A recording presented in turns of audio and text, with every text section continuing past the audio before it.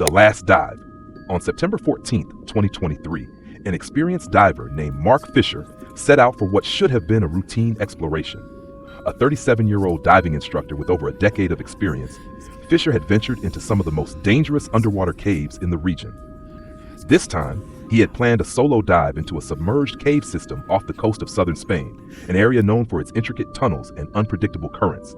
His last known communication was a text to a friend: "Heading into the cave now. Should be back in 2 hours." He never returned. The search begins.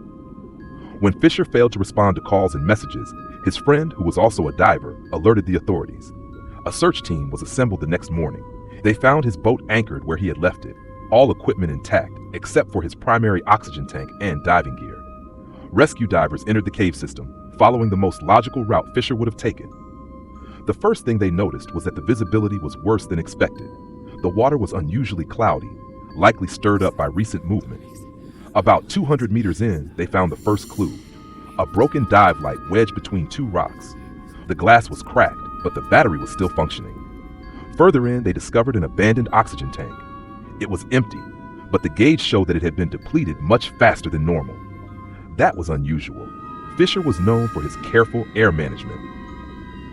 One of the more experienced rescue divers recovered a GoPro that had been attached to Fisher's suit. Back on the surface, investigators reviewed the footage. The video began as expected, Fisher maneuvering carefully through the tunnels, his breathing steady. About 20 minutes in, the footage took a turn. He hesitated at an intersection in the cave, checking his map. Then, he chose a passage that hadn't been fully mapped yet. It was narrow, with jagged walls, but nothing a diver of his skill couldn't handle. The footage showed him pushing forward, deeper into the darkness. Then something changed. His breathing became erratic. The camera shook slightly. He was moving faster now. Visibility worsened as sediment filled the water.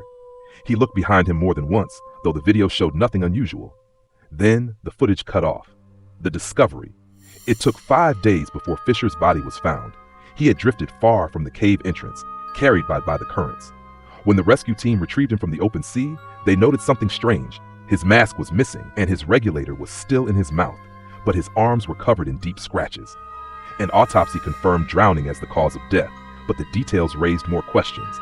The abrasions on his arms weren't from rocks, at least not the kind typically found in that cave system. They were long, thin, and parallel, almost like he had been pulling himself forward against something that wasn't there.